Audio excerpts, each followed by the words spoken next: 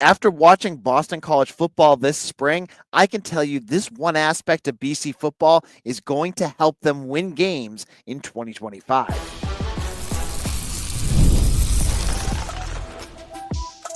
You are Locked On Boston College, your daily podcast on the Boston College Eagles. Part of the Locked On Podcast Network, your team every day. Hello, everyone, and welcome. This is Locked On Boston College, your team every day. I'm your host, AJ Black. I'm the editor of Eagle Insider and the host of this great podcast. I've been covering Boston College for over a decade. I am where you want to go if you want insight, analysis, and all that good news about your Eagles. On today's show, we're going to talk about the end of the spring. What could surprise us about BC football? Where should we worry? And what's the biggest area of strength? I'm going to dive into all of those and give you some analysis on all of those. Now, today's episode is brought to you by FanDuel. Make every moment more with FanDuel. Right now, new customers can get $200 in bonus bets when your first $5 bet wins. Now, before we get into this, just want to remind you, Locked On Boston College, your team every day, is a free podcast that you can get anywhere you get your podcast or on YouTube. Make sure you hit that subscribe button. If you're on YouTube, hit the bell so you know when new episodes are coming out. Now, the spring is over.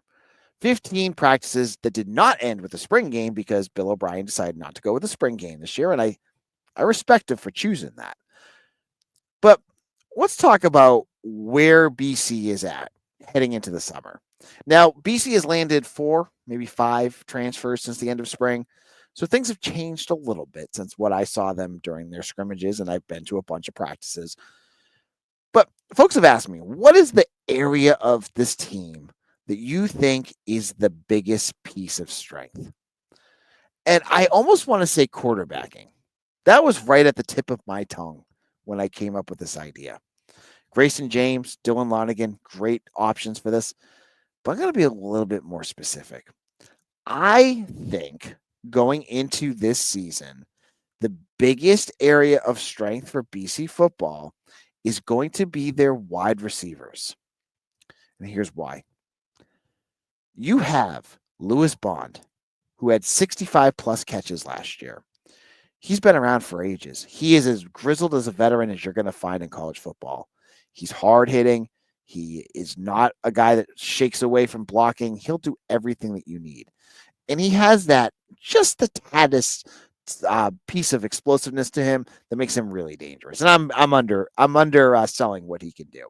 But he's a guy that you can rely on. Get him the ball. He's going to make some big plays. But it's not just Lewis Bond this year. You're bringing back Reed Harris. Reed Harris, I think, for me, is maybe next to Turbo Richard is the player I am most excited to watch this upcoming season. You know, you brought Reed Harris in as I think he was a quarterback, tight end. He was, just a big dude. You just couldn't find a position to where to put him. At the beginning of last year, even Bill O'Brien had him as a tight end. He ends last year as one of the most dynamic playmakers on Boston College's roster. He makes Randy Moss's Moss list on ESPN twice in 2 weeks with 2 insane grabs. That's the thing about Reed Harris, right? He's got the size. And how many guys has BC brought in that you have the size and you're like, Taji Johnson, or, even last year with Jerron Bradley. You have these big guys in here. That's what you're expecting. But for the most part, none of these guys have ever done it before. Reed Harris did it consistently at the end of the season. He had less than 20 catches, but he really came on at the end. And I think the combo of Bond and Harris is going to be really, really exciting out there. You got 2 really, really good guys. And I look down the depth, and the depth just keeps getting more and more exciting. Because at number 3, you have Jaden Skeet. Jaden Skeet missed most of last year with an injury. I watched him at camp. He's 6'1", 6'2". He's got good size. He's a decent, route runner and catcher. This is his year to break out. So you have a guy here that can go across the middle. He does a lot of slot stuff. He can do that kind of work and do it really well. I'm excited for him. And then I get even more excited because I believe, and I'll own it up with it last year that I got really excited about Jerron Bradley and Jaden McGowan, but I am very very excited for VJ Wilkins because I'll explain something for you here. Okay, last camp last year, I watched Jaden McGowan, and I'm not here to bash him. I did not see him do anything for BC during camp. Like he just didn't fit. He was fast, but he just wasn't doing much on offense. So I kind of got where that was coming from. Like last year, he was with the twos most of the spring, most of the summer. Like it didn't surprise me he didn't do much. Jerron Bradley, I watched him make a couple big plays, but he surprised me a little bit more. But I honestly think he was a little redundant to Reed Harris. So you get those two transfers last year. This camp, I am telling you, every single practice I was at, VJ Wilkins had a play where I went, oh, there goes 21 again. Oh, there goes 21 again. Like he is as explosive a player as Boston College has had since Safe Flowers. I'm going to put that out there right now. Like they got him the ball and he was difficult to tackle. He was so fast in his routes that defenders had a hard time not letting him be completely wide open. So he's an X factor to me. Like he is someone who I think when we get to November next year, we're talking a whole lot about what VJ Wilkins did to this offense because he's already shown that he's got to get out there. They got to find a way. And so those are your four. Like you have four really exciting wide receivers right off the bat. But you have guys like Jonathan Montague, who, was starting to find his way last year, and he'll find a role. You have true freshmen that we just started to see in Ned Bolden and Dawson Powell. Like these guys, Ned Bolden specifically, saw a lot out of him out of camp. You see all these guys coming in, and you look at the strength of this wide receiver room, and you understand why Bill O'Brien was able to make this passing game much more balanced with the run game. It's because he's got, I think, top to bottom, one of the more talented wide receiver rooms I've ever seen at BC. Yes, you had Zay Flowers before, and he was a top notch, elite wide receiver. But I'm talking depth, top to bottom. Like you've got plenty of guys here that can jump out there and play for your team. So when I look at this team, the wide receivers to me are the biggest area of strength. Now, closely behind them, I had the secondary. I think the secondary is very exciting too. I just think the wide receivers are just at that higher level. I expect more out of the offense this year than the defense. So when I have the offense at a higher level, there's going to be a unit that's going to obviously push them. Could be the running backs, it could be the wide receivers. I'm going with wide receivers for this. So that's my thoughts there. Do you disagree with me? Hey, maybe you have your own thoughts. What unit do you think will be the most impressive? That will be the biggest area of strength for Boston College come 2025? Throw it in the comment sections. I want to hear what you have to say. I do read all your comments too. All you everydayers out there that love to get into my comment sections, you guys, I read everything you say. It pops up on my feed. I love to hear what you have to say. So even if I don't comment it all the time, I do see it. So thank you for all, and put your comments down below. In our second segment, I want to talk a little bit about the other side of the coin. What are some areas what's the biggest area of weakness for this team, and where should we worry the most? I'll explain why in just a moment. Scaling your business requires the right expertise at the right time. With Upwork, you can find specialized freelancers in marketing, development, design, and more. Experts ready to help take your business to the next level. Upwork gives business flexibility by connecting them with top freelance talent across multiple industries, including IT, AI, web development, and marketing. Whether you need extra hands for a project or a long-term partner, Upwork makes hiring simple and affordable. If you need help with marketing campaign, Upwork can find you with a freelance expert who could simply give you great results. And instead of hiring full-time, Upwork finds affordable top-tier freelancers to scale your business efficiently. So visit upwork.com right now and post your job for free. That's upworkd.com, upwork.com to connect with top talent and grow your business today. This is Locked On Boston College. I am your host, AJ Black of Eagle Insider, and I want to thank each and every everydayer who makes this your first listen every day. Like if you get up, you go take your dog for a walk, and you listen to Locked On BC, thank you so much. If you're doing this at the gym, thank you. And if you're the first time that you've listened to this podcast, I want to thank you too. And I hope you enjoyed today's show. Now, I'm not all roses and flowers here. Sometimes I get into what I worry about because the 2025 Boston College team is not perfect. A lot of folks like to joke they're going to be 10-2. I would be very surprised if they're 10-2. But I think Bill O'Brien has done a nice job to make sure that no unit on this group is going to be completely deficient. But I do say, too, there's things about this team that still have me worried. Now, I'm going to go to the defensive side of the ball for what worries me the most. And that, for me, is the pass rush. Last year, Boston College jumped from 130th to 41st in the country in team sacks. Now, 51% of those sacks belong to Donovan Ezaraku.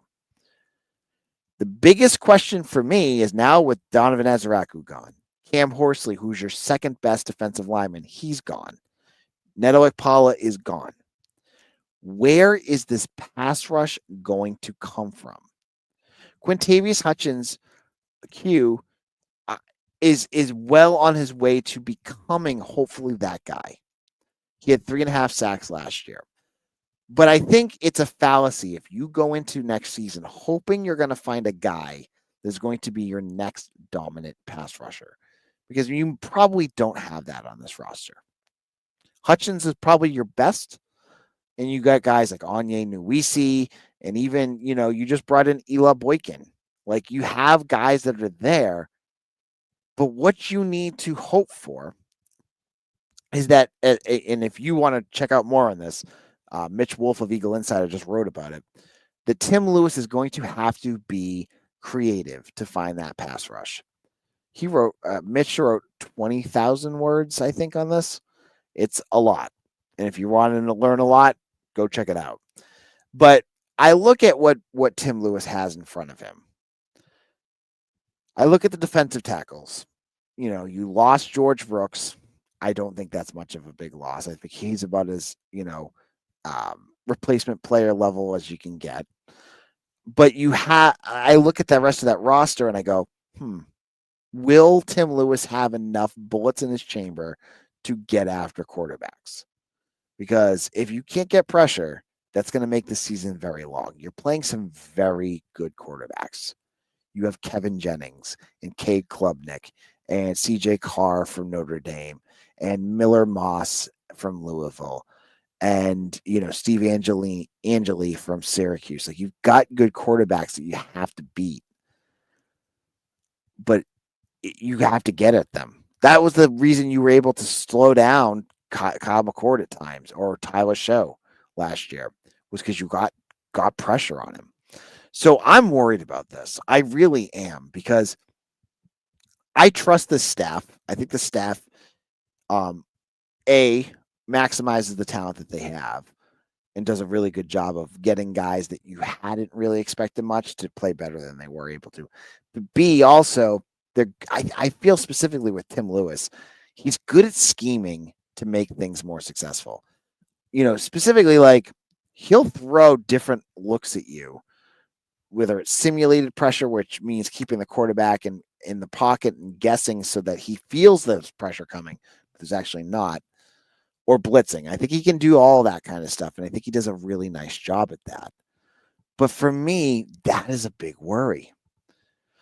My second worry, which was right behind it, I feel like I should mention too, is I'm still concerned about the offensive line, just a tad. I'm not as worried about the pass rush. Like, I'm worried more about the pass rush than the offensive line. You lost 3 offensive linemen to the NFL. replacing 3 NFL level linemen is not an easy thing to do. So I feel like it's fair just to worry about that. But in the grand scheme of things, those are the two things I'm worried about. Like, I feel pretty strong about the pass rush. I like where the linebackers kind of are. I think there's a lot of good depth on this roster. I'm not worried about injuries. I think they've done a nice job in all those spots. But I go back to the pass rush and I go back to the offensive line. Those are the two areas about BC that have me the most concerned. Those are the ones where I'm losing sleep over. And we're gonna have to wait to see.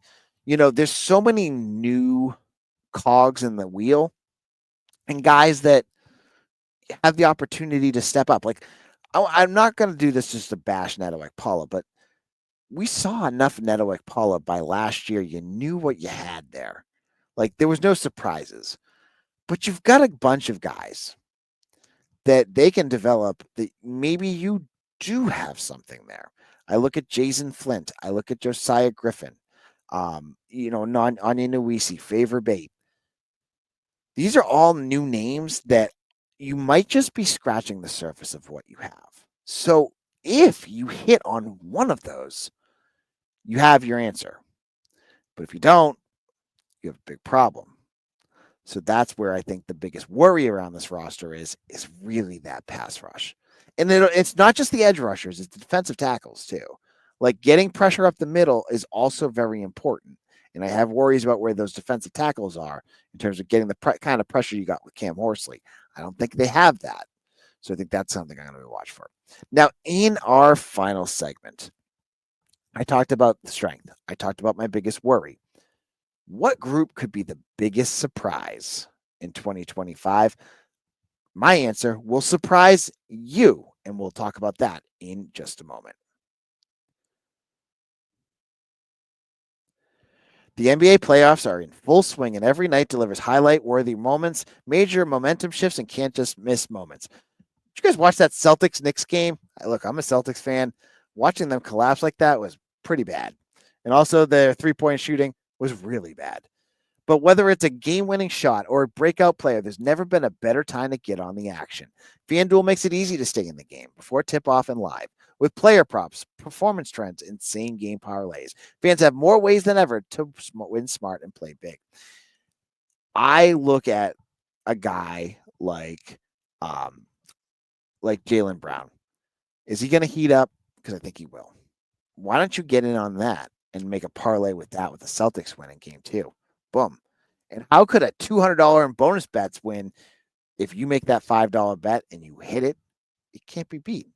So new to FanDuel, it's the perfect time to sign up. Head to FanDuel.com and place your first $5 bet. If it's a win, you get $200 in bonus bets. Make every moment more with FanDuel, the official sportsbook betting partner of the NBA.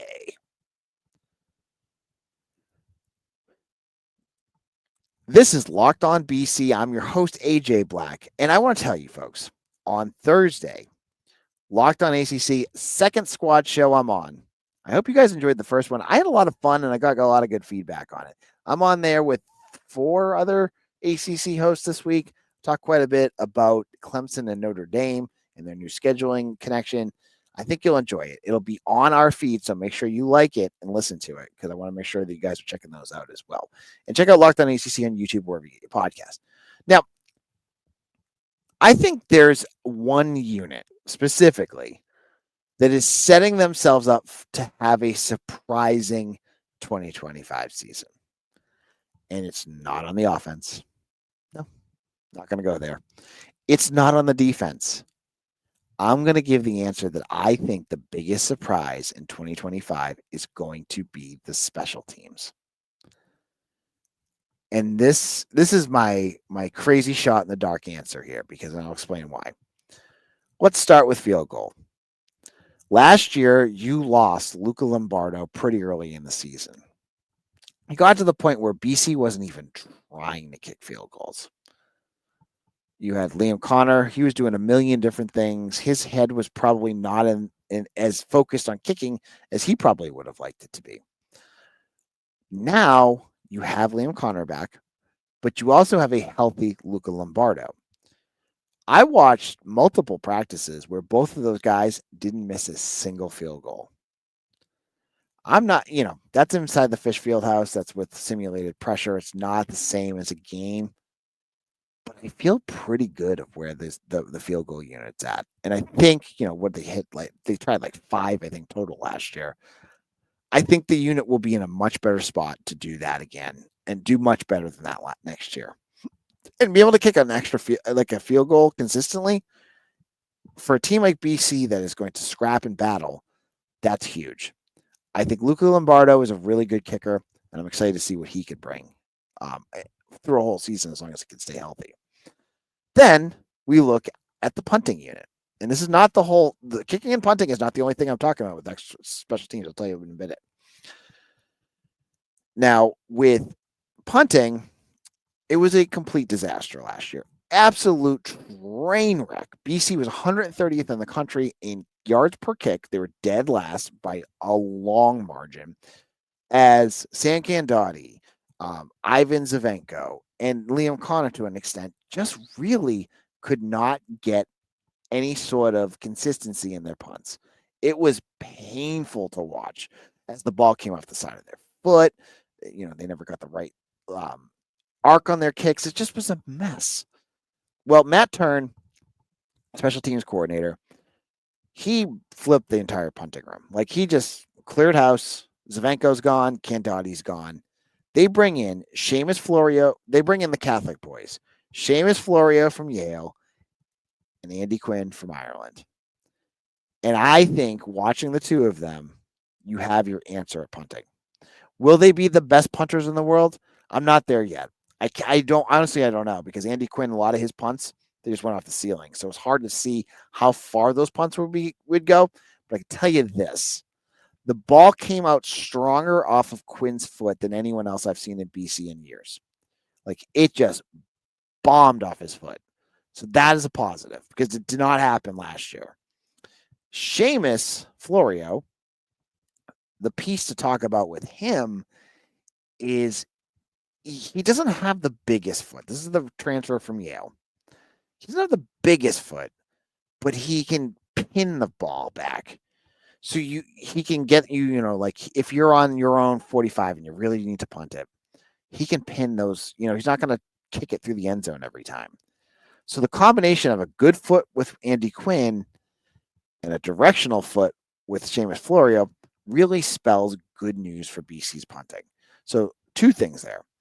The third piece is the return game. And I want to say before I get into this, I thought Isaiah Ferris at times did really well last year.